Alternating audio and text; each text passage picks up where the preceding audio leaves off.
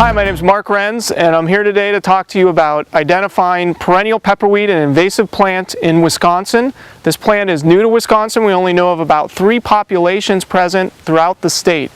Typically where we're going to see this plant is in a roadside situation. It can tolerate really sandy conditions and is probably being imported from the south and the west, so we're probably going to see it on the edge of the road, although it can also tolerate wet conditions, so we might see it in some seasonally wet areas and wetlands. This plant is relatively easy to identify. It is in the genus Lepidium, and we have a few species like that, and I'm going to point out a few key characteristics on how to identify this plant. Again, it is a prohibited plant that if you've seen, we need to conduct eradication measures.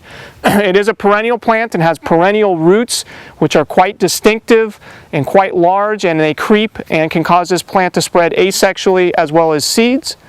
If we want to look at the leaves early on in the season, you'll see a rosette of leaves, but quickly a stem will shoot up. By midsummer, you should have a large stem with leaves alternating on that stem that can have a petiole that can be up to 1 to 2 inches long. As you get up that stem, those leaves will get smaller, as will the petioles.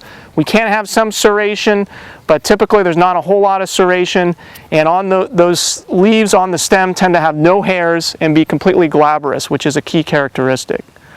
Perennial pepperweed, or Lepidium latifolium, does not have leaves that wrap around the stem, and so that's a key differentiating characteristic.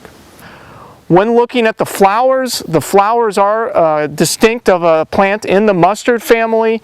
Very small white flowers. Typically what we would see would be it flowering in the top third of the canopy.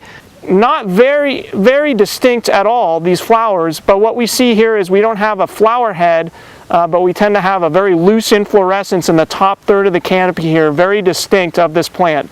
In dense populations, this can fully enclose, but typically with new populations, it looks similar to this.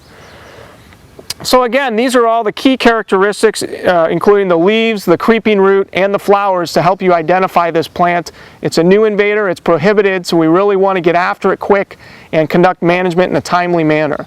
That's it. Happy weeding and good luck.